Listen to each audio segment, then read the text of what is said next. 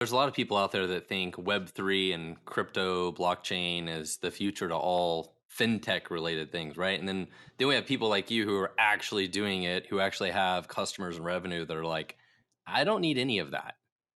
Well, I mean, I think, digital money is the future, right? But it's like the hybrid car. You don't realize how useless it is today until you start driving from a different one state to another state and there's no fucking supercharging stations and you're like, yo, like how how do I actually like get how do I go anywhere now? So you need a gas station, you need a gas car, just like you need credit cards. Credit cards aren't going away anytime soon.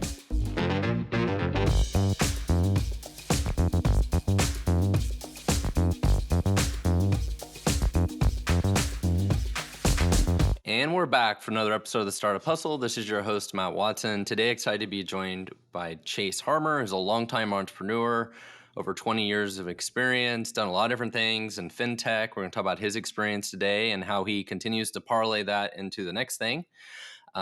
His latest company is a company called Wishes. He's the founder of that, which is a charity-related FinTech company. But he has a lot of experience in a lot of other FinTech. So before we get started, wanted to remind everybody that today's episode is brought to you by Fullscale, which is my company. We have 300 employees in the Philippines that do all forms of software development for other companies, front end, mobile, back end, QA, whatever kinds of software you need help with. You can check us out at fullscale.io. Chase, welcome to the show, man. Hey, thanks for having me, Matt. Where were you when I first started trying to figure out engineering? I needed you back then. Building software is hard. Sounds like you've been doing it for 20, 25 years, right? Like very long time. Well, not 25 years. I mean, the first part of it, we were just an acquirer. So we were just really a big, huge sales force, going out there, getting payment relationships with merchants, kind of like a Stripe, but before Stripe was the Stripe that it is today. And we became a card issuer and started building technology back in 2013, 2014. Okay. So Yeah. I'm based in Kansas City. And one of the things that's weird about Kansas City, maybe you have some insight to, is there are tons and tons of gift card, like payment processing companies in Kansas City. Do you have any idea why that is? Yeah.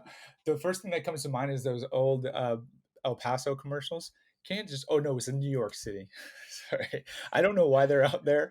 In Kansas City, actually, I think probably it's probably cheaper commercial buildings. Maybe I don't know. I mean, I don't you know. know, There's a lot of payments related and like gift card, like card issuing, rewards, like all these weird card related things in yeah. Kansas City. I don't know. Well, if Maybe you're they're not doing everywhere. rewards, Maybe they're yeah, everywhere.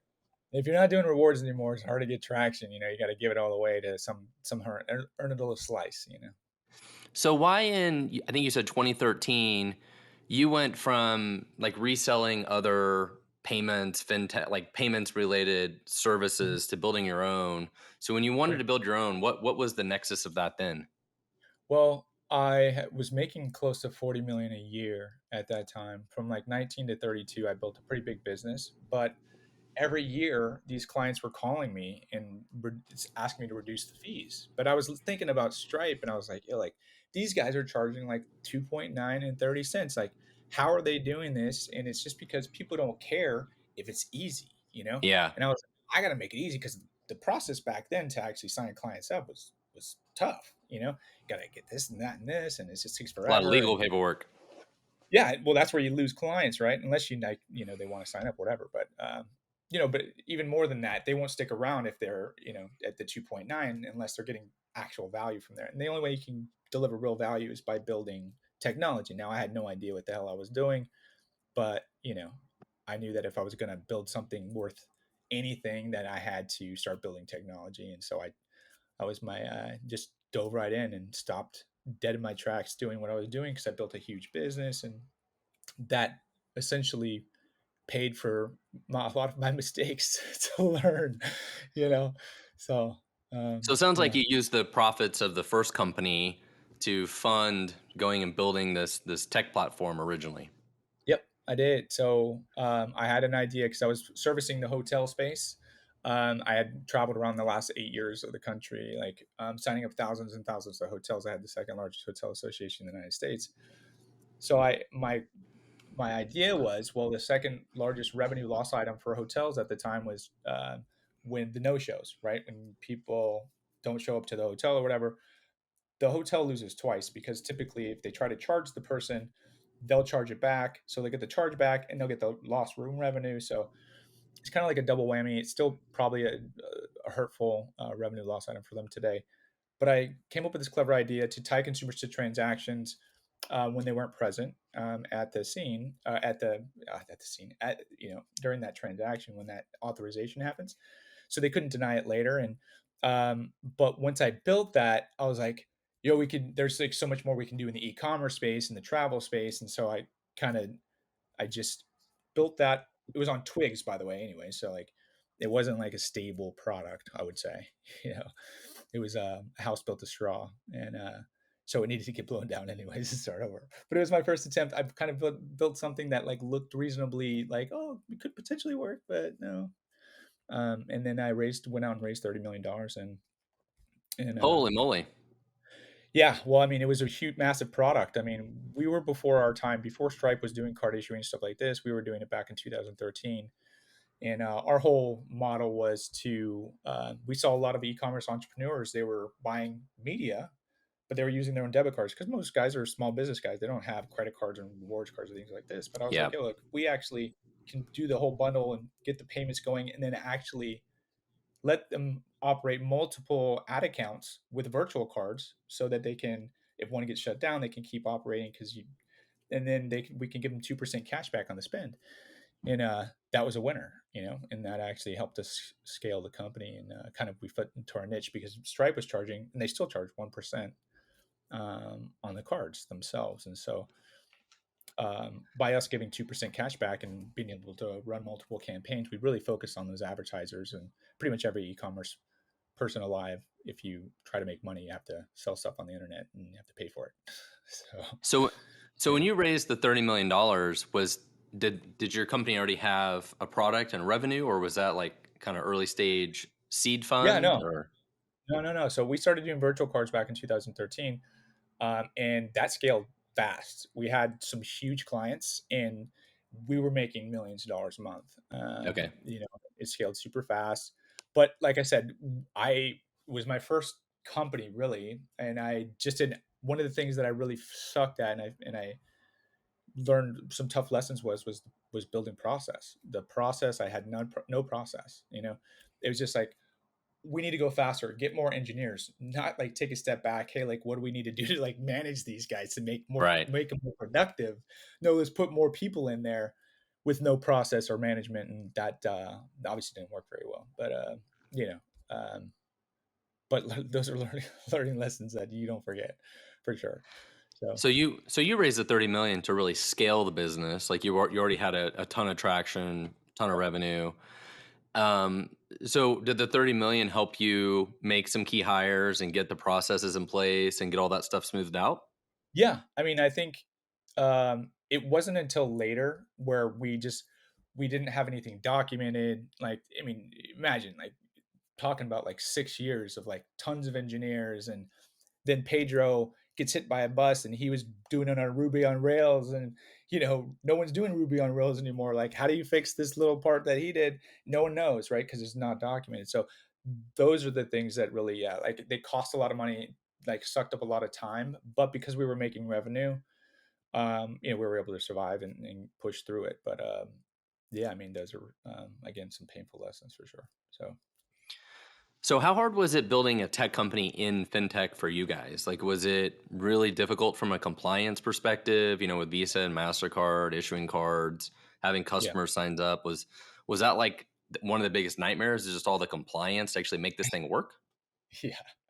Compliance is definitely the hardest part of this equation, even this time around. And it's worse now because of all the things that happened to the crypto companies like the last couple of years, like the Sam Bankmans and all these guys. All these banks were behind these guys. So, but obviously he had zero compliance. Like they were just doing stuff by the seat of his pants, because there was so much money coming in there. But compliance is so heavy now. So it took us 12 months to get through it this time around. And I mean, the first time around, super, super massive, a lift, but this time was a 25 times worse, just because of all the things that have happened. And when you say this time, is that for your new company Wishes or just Yeah. Yeah. So the same thing that we do here, because we actually when say how wishes works, and I guess I'll just say this so that way you can understand the compliance flows. That Yeah, yeah. Give don't us the story.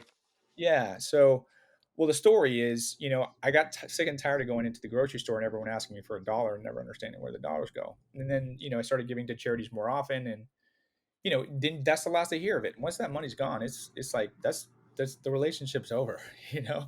So I wanted to understand the reason why we give as people, like we want to connect and we want to help someone. With the Maui fires, like, as an example, you want to help them, like you're like, hey, I Right. want to help, but you just don't know where the money. Like if you don't know where the money's going or how to help someone, like where's the connection, right? So I just wanted to build connection into that because you have the time or you have money, and so that's really where it all started. And then what we do for wishes is we actually, when donors donate, they can donate to a specific.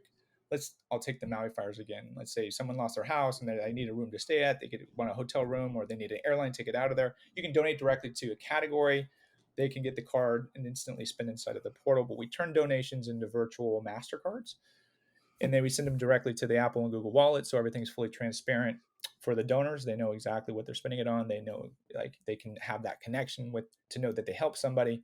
But most importantly, also important is getting the tax deductibility and the rewards that will come with that. Because a lot of times you give through a platform like GoFundMe, there is no tax deductibility on it. You can't get tax deductibility on giving to an individual. It's not in the IRS tax code. However, because we have a 501c3 public charity, that governs the impact to whoever is going to get that money, whether that's a charity or cause of crisis. So you're actually donating into the charity. Charity is then actually governing that impact. So every donation through our platform is tax deductible. So, in some weird way, does that make it? I mean, how do you vet that, right? So, if I go in there and say, "Hi, I need $500," I set this up. Well, Now somebody gives me $500. It's charitable, and then I get the $500. Like somebody's going to game the system that way, right? Well, I mean, so at the end of the day, like people give to people and they're emotionally tied to a story, right? You're not just going to give some guy $500, right? And at the end of the day, like if he's like, "Hey, I need money for food," right? Our platform works like if we actually send that Mastercard over. If you ever had a gas card before? You can't use that gas card in Macy's, okay? Right. Like in our platform, if you're asking for groceries, that's where they have to be spent. Like you can only spend them on that. Like so he might be lying. Maybe he's getting who knows, right? But he still has to get money from somebody, right? And at the end of the day, like if you know that you're actually helping him get what he needs, I mean, is that a bad thing? I mean, we do vet every single nonprofit that comes on there. It's individuals. We make it category specific, so none of it can go to a bank account. It has to be given in cards. So like they have to say, "Well, I need ride share for my family," or "I need, Tommy broke his arm," or but Yeah. those funds are distributed through MasterCard, so you can always see them. Individuals can only raise funds that way. Nonprofits have the ability to raise for admin and impact. So, like, but you as a donor should have that choice. This is why we built the platform. Like, I don't want to just give to a charity. The biggest question every donor has is what goes to admin, what goes to Yeah. impact. 100%. Exactly, exactly, right. So we should have that choice. Like if I know you, if I know that you guys are doing good work, hey, maybe I'll give to the admin, like, because I know that you're running a good business. Just like the Charity Water model. Like Charity Water does a good job of this. They have the mission. They're like, hey, if you don't know us, give to the mission. If you know us, we do good work. There's real people. There's like a real business there. Like they gotta do things, and that requires cost and overhead. So not everything can go towards the mission if you have a big organization, but it should be the donor's choice. And that's really why I built the platform. Well, it sounds like another problem you solve is these weird little one-off scenarios where something should be a charitable donation, but they're not, right? They don't go through all the effort of like, we need to get, I don't know, a minivan for somebody in their family because their husband died or like whatever the thing is, Right. right? Like kind of like you said, or like could be a Right. GoFundMe thing, but it should be like a charitable expense. And like, I would love to give them money and it be a charitable expense, but it's too much hassle to make it one, right? So, in some ways, does your platform kind of help solve that problem too? Yeah. So we built rewards into the model, and it wasn't, and because I like to arbitrage credit cards, number one, but I thought, well, listen, it's not a bad thing. Who's going to be mad? What donor is going to be mad if they're actually earning cash back and getting incentives and tax deductibility on these transactions? Yeah, it's not like what we lead with, but like it's a cool thing to have. And all things being created equal, if you're not getting that on anywhere other platform and you can see all where all your money goes in real time, like I don't even see it being a choice really. Like why would you do it any other way? So is there any reason that something like GoFundMe doesn't offer the same sort of charity part of it? Well, they're built as a for profit and they're so big now that they can't go back and rearrange their whole entire model. So what I did in the very beginning is I had tax accountants and CPAs and lawyers all come together and put together this structure that I created with the public charity and these two things. So like essentially we did it all from the ground floor the right way. It would be really hard for them. I mean, they'd have to rip apart their whole entire business model and redo it. It's easier for them to just buy wishes than to do that. Okay. So is your company actually a nonprofit itself as well? So we have our FinTech, which is Give Wishy. This is where the card issuing happens and all this. And then the nonprofit is a public fund nonprofit and it's run by my colleague Remy Albertrati. And the initiative behind it is homelessness, but we leverage that to govern the impact for the purposes of what Wishes does in the marketplace. Well, I think this is really cool, and I think charity, corporate sustainability, all of these things are kind of a hot topic and are really important. And actually, I'm going to the Philippines next week to see our team in the Philippines. I have 300 employees there, right?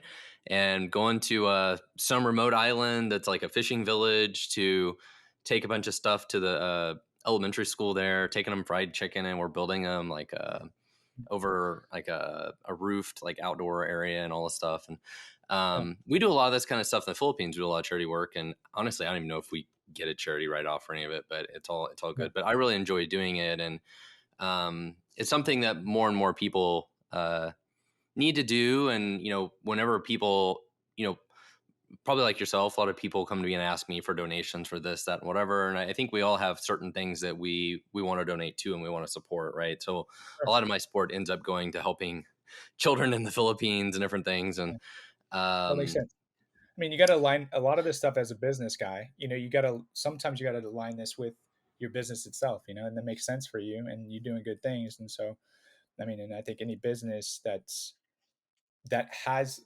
can align with a nonprofit or a mission that empowers the business too because it really makes sense. You can't be like a clothing store and then do something like something completely weird. It's like it's got to kind of all make sense. You know what I mean? yeah, So yeah, and it matters a lot to our employees. Like our employees really enjoy being exactly. part of it and it being part of the company.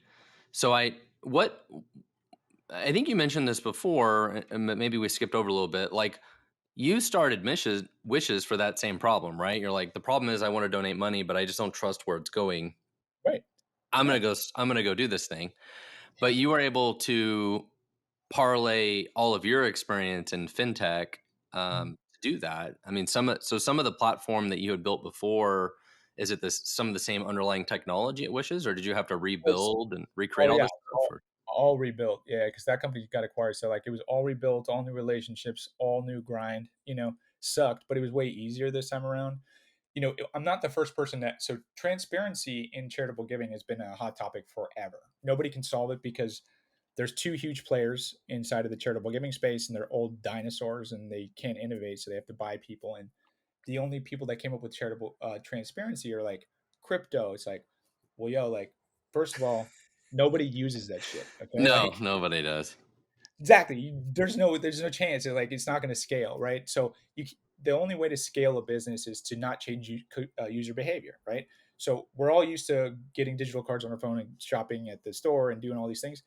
So we're not changing user behavior, and we create that transparency. And I got newsflash is that Mastercard's been doing ledgers for 40 years. Like that's why Yeah, you can do a statement in real time. That's what a ledger is, and that's like the big thing about blockchain. Is like, well, there's a ledger. It's like, dude, there's Mastercard and Visa has been doing that since like the beginning of time, dude.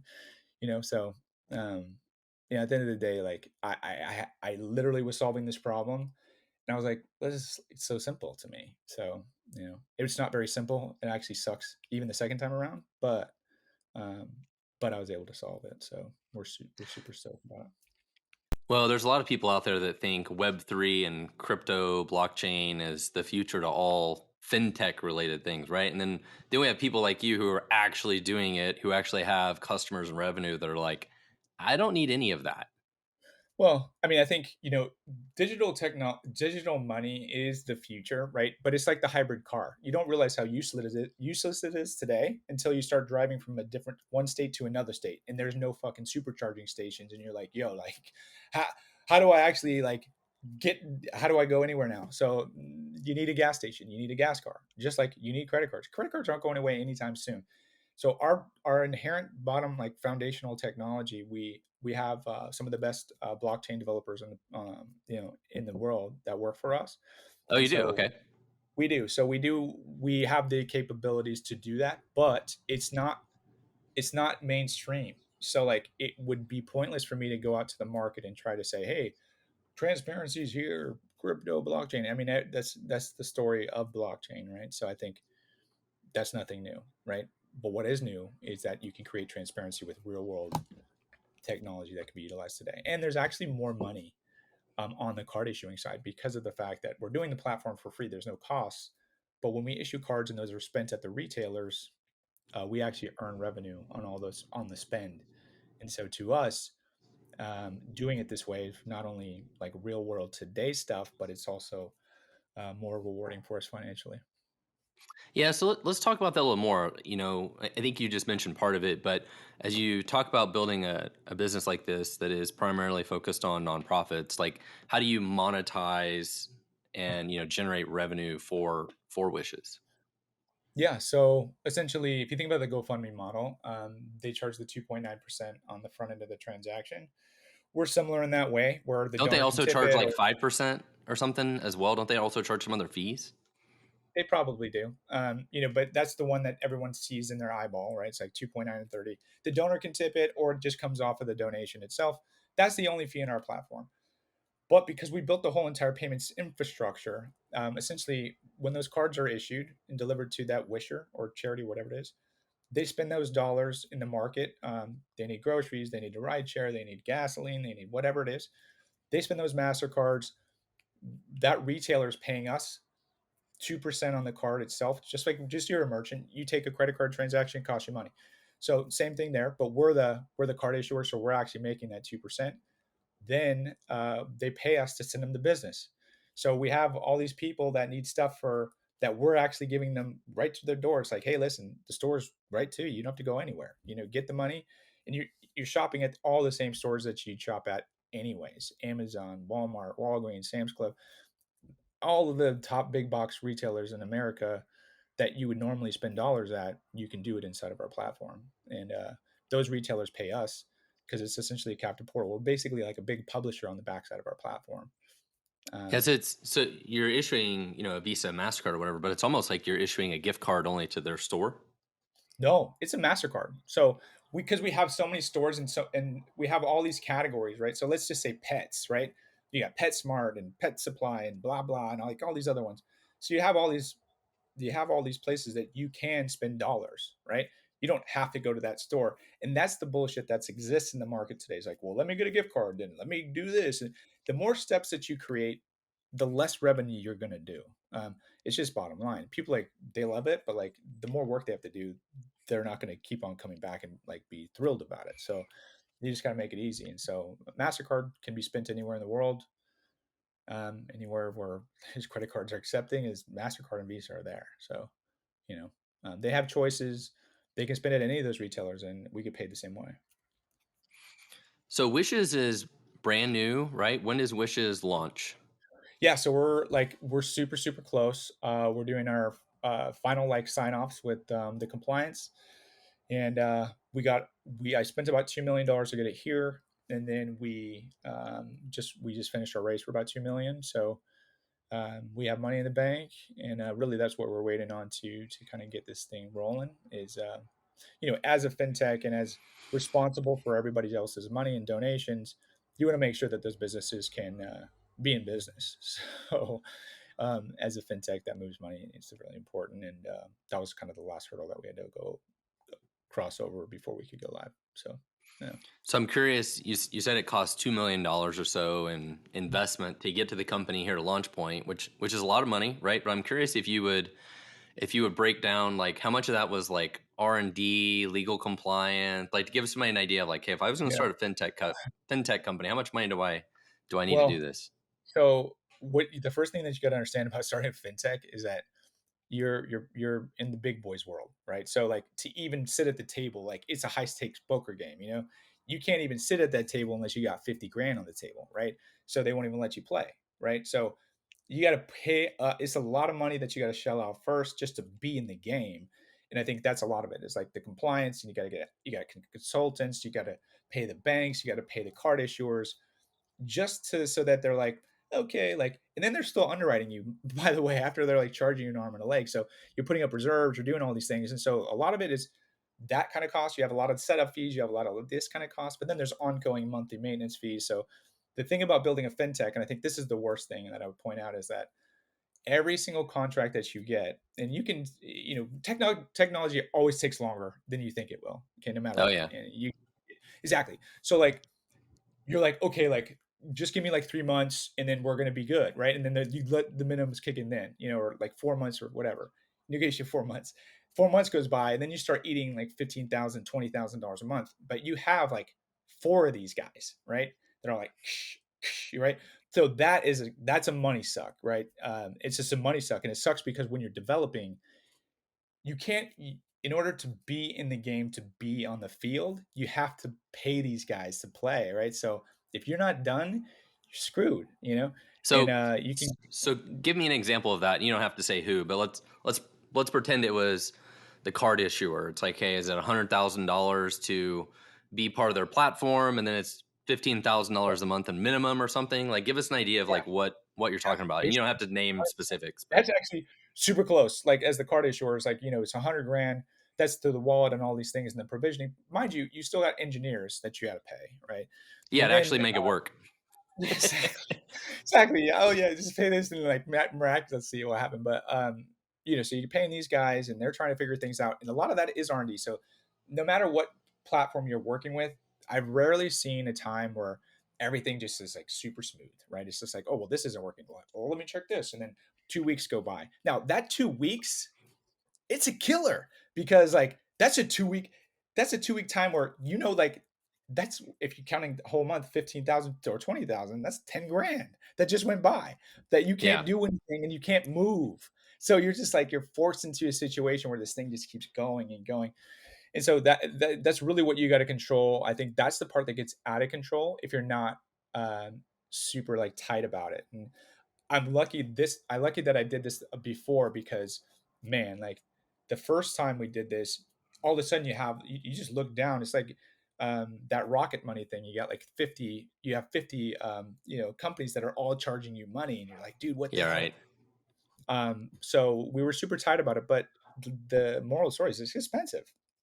So So develop, yeah, all that stuff's expensive, but the banks just being a part, having a seat at the table is expensive. You can't go there and so try to build a you've site, sell clothing, and be like, yo, like we're in business.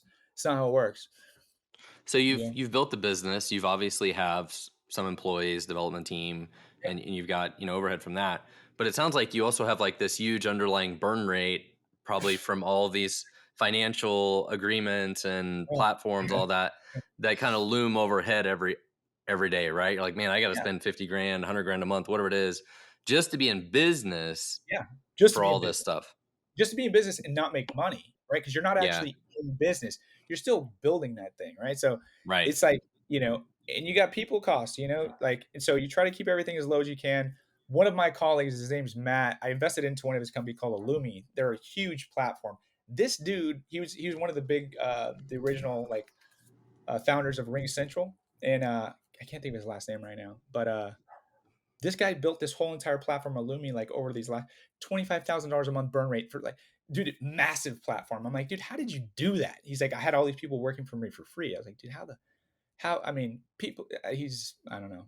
I mean, it took him a long time though, you know, and time is the one thing that you can't ever get back. Like, you know, it's like, you know, you have a Well, great idea, so you gotta execute and get in the market before you just get before someone steals it. Well, But this is an issue that happens with all startups, right? It's worse for you because it's not just, hey, I have 3 developers and a couple other employees or whatever that I have their overhead of every month. You're like, I also have this giant, like platform vendor fees thing. But it's Yeah, like every startup has that to some degree, right? Like one of my yeah, companies, I had like a 200,000 a month burn rate. Like every month, I'm yeah, like, holy crap, got a huge yeah, burn rate. How do we grow yeah, faster? yeah, Well, here you are. You're ready to launch this thing. So how are you going to launch this thing and yeah, grow it? Like yeah, what is the like go to market strategy for Wishes to overcome this burn rate yeah, you're dealing with? yeah. Well, I mean, so because I've been in the payments business for a long time, I put together some big deals that are actually that are going live this week, and those deals are gonna, like, month one, we'll have like $300,000 coming in from these Okay. deals. Yeah, Wow. so like, yeah, I mean, now if that could just stay like that every month going forward, that would be good. But like, hopefully it's not just a banger, and that's but it's a good way to start. But the payments revenue is really great for us. That's part of the focus is that we onboard these nonprofits. We have like 400 or 500 of them that are pre-boarded, and then we have like tens of thousands of donors that lifted their hand and said, hey, they Can want you to, give us an example? of what, a nonprofit. Yeah, like just like okay, I have like Wayside Waifs that's going to come on the platform and all their donors are now going to donate through our platform instead of the way they did before. Like how So is that think what's about going like, to happen or yeah, exactly. So like, because of the fact that we think about it from a nonprofit's perspective. Okay, so today raising money in the market is hard. Um, it's not easy, And if I go to you and I say, hey Matt, we have this initiative, you might give me $100 or whatever it is that one time, right? But then I go back to you in 2 weeks and I'm like, hey Matt, hey, thanks for helping me out last time. By the way, we have this next thing, and I'd love you to be a part of it. You're like, yeah, no, maybe not. I got other things to do. Be, it's a different conversation when I can go back to you and I say, hey, look at the impact that you made. Thank you so much. And by the way, we'd love you to participate in this next thing. Now, that might change your opinion about how you respond to that. And obviously, understanding the money is everything. So we help them raise more money, and I think that's the pitch to them is that we actually can bring in revenue for them because we're exposing them to donors they don't have access to today.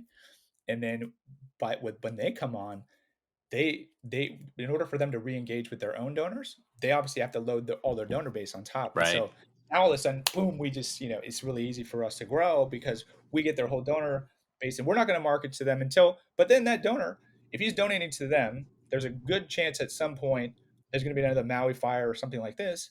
And then he wants to donate to something outside of what he came on board for, and at that point he becomes our customer. Right now he's a Wishes customer. We're not taking him away in any way, but like we're supporting all the other charities that exist that are in good standing, and so there's plenty of other things to donate to. There's not just one charity or one good thing to spend time or money on, and so we want to help every charity that's doing good work out there.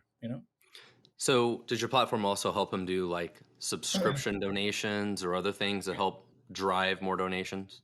Yep. So we do all the recurring revenue. So like I was saying before, I came from the payments world, so we're a card acquirer or a payments acquirer first. So although we do the card issuing, and that's like the macro problem that we're solving in the market, the steady stream of income that what will be really consistent will be the payment processing. That's dependable, it's reliable, and we get these nonprofits to sign up.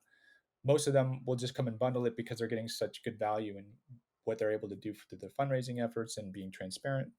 That just makes common sense, and so that's really kind of the game plan. Is we have a lot of nonprofits to board day one.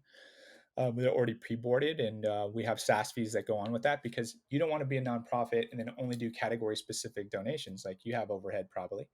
And so, in order to actually add your bank account as a nonprofit, it's part of the subscription fee, and so um, that's how we obviously earn money. It's reasonable, but there's a lot of value that they get in that, and if you want to send money to your bank account, you need to pay the subscription fee. So So the charities that you're talking about that you're going to be onboarding, this month as you launch, how did yep. you build the relationships with these charities? Are they, companies that you knew, or with the other, payment processing you did before, and you're like going back to them and say, hey, you worked with my other company. This is a better option because it's specific to you? Like, Well, how did you get these customers? we actually, I mean, we were reaching out through LinkedIn and doing those types of things, but what I kind of did it the ninja style is that like I wanted to go get the big charities, but how do you get the big charity without being a salesperson? And there's so much bureaucracy in a big, huge charity like the Red Cross, as an example. It's so massive. Right. There's so many regional. So how do you get in there? Well, I got in there as a volunteer, right? I was like, well, I'm gonna go see like, it's the ground floor. So I snuck in through the back door. Then I worked my way in there, like, hey, this is what we do, by the way, like, oh, blah, blah. And like, oh, you're so great. Like, we need to touch you in here. So it takes a while, but you're not coming in as a salesman. You're coming in as like, hey, I'm part of the team. And like, hey, we offer Okay. this cool stuff. I'd love to be able to help you. I see the issues that you're having. So I wove my way in as a ninja in some of the circumstances like that. You were doing the hard work. I was. I was like, man, this is taking forever.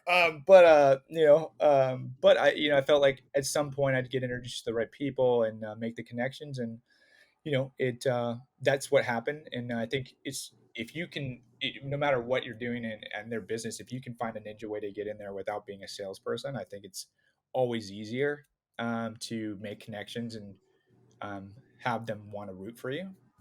So you know what I mean? Go in there and be like, "Hey, Wishes, and like we can change your business." It's like, dude, we're the Red Cross, fool. Like, get out of here. you know, Well, you so know. how long did so and you is Red Cross really the company that one of your Yeah, customers? it actually is. Yeah, exactly. So how long did it take you to ninja your way through that? Is that like a 12-month ninja skill, well, ninja warrior course or it was like 6 months. 6 months okay. to set up a to get a what is it called? A pilot done in Nevada and California. Okay. So it took months. But yeah, I mean, the thing about Red Cross is they actually are specifically like their model is really aligned with what we do because you know most people don't know this, but if someone's house burns down, the Red Cross is there.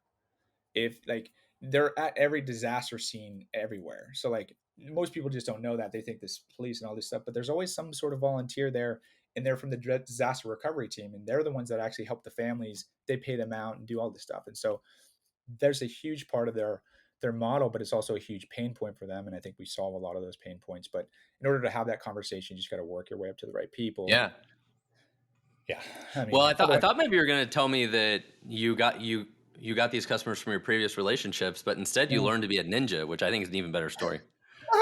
yeah, it's like sometimes it's like it's a new biz. Like I wasn't really servicing the nonprofit world before, so like, but how do I go into make Yeah. meaningful relationships? Because there's a bazillion nonprofits. A lot of them are mom and pop, type nonprofits, and so how do you go get relationships that are super meaningful that can make a big impact to the bottom line, not only for them but for the business. So Well, and so now you go to the next one, you're like, "Hey, we do business with the Red Cross." And they're like, exactly. "Check. That's how. We That's like it. that." Exactly. That's what you lead in with. That's why you got to get a big one, and then the dominoes fall. So So does having the Red Cross, I assume you may have some other clients lined up too, does that take care of your burn rate, or are you guys still on the oh treadmill of we gotta grow, grow, grow?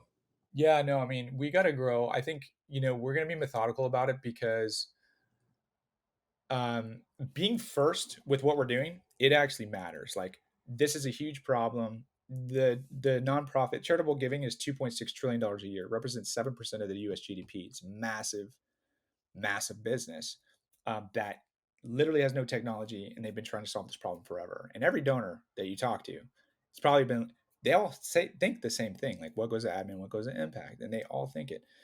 And so I think it's the market's right for this, and I don't want to rush out too fast and try to scale it and then something go wrong.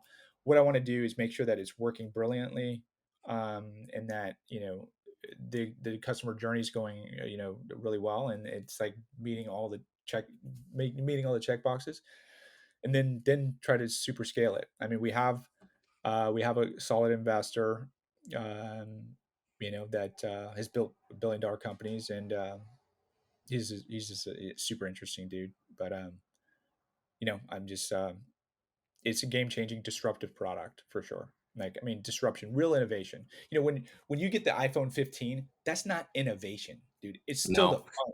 It's a phone, but they'll could be It like, still plays okay, Candy Crush. it's a new innovative, like it's not innovation. It has That's titanium. exactly, exactly. That's the innovation.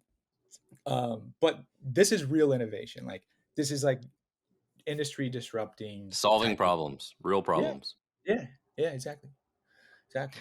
Well, thank you so much for being on the show today. I think, especially anybody who's out there who's thinking about building a fintech company, I'm sure they learned a few things today, the challenges of doing that.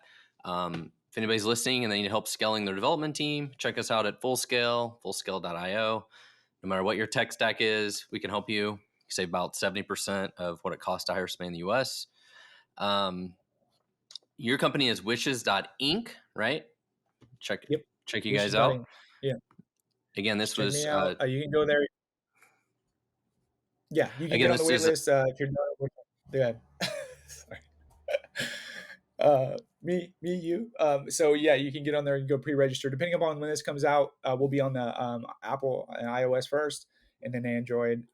But it should be relatively soon. So whenever you're going to hear this, go check the Apple Store, and it should be in there. all right. Thanks again. Once again, this was Chase Harmer with Wishes. Thank you so much for doing this.